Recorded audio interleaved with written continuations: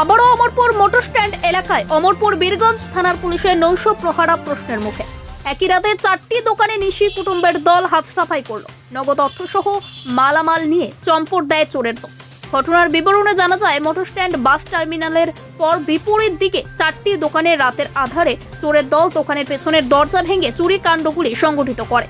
পরবর্তীতে দোকান মালিকরা বৃহস্পতিবার সকালে দোকান খুলতে আসলে দেখতে পায় দোকানের মালামাল সহ ক্যাশ বাক্স ছিটিয়ে পড়ে রয়েছে। এমতো অবস্থায় বীরগঞ্জ থানায় খবর দিলে ঘটনাস্থলে ছুটে আসেন পুলিশ। এদিকে এই ঘটনার পরিপ্রেক্ষিতে পার্শ্ববর্তী অন্যান্য দোকানদারদের মধ্যে তীব্র আতঙ্ক ছড়িয়ে পড়ে। পুরো মতন টাকা লেগে গেছে। আগে কি দেখছেন সকালে?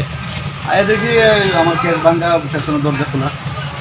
এই ধরনের ঘটনা কি এই অমরপুর মোটর স্ট্যান্ড আর কোনোদিন হয়েছে নি? না, আমার সাথে তো হয়েছে না। আপনার ফার্নিচার দোকান?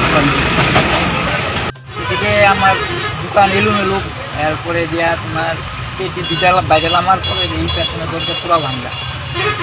কি কি নিছে?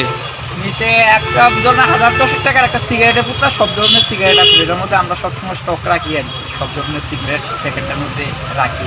1010 টাকার সিগারেট 1200 টাকার মতন আসিল। আর এমনি ডিবির মধ্যে আনুমানিক মনে করো 3-4 হাজার টাকা হইব।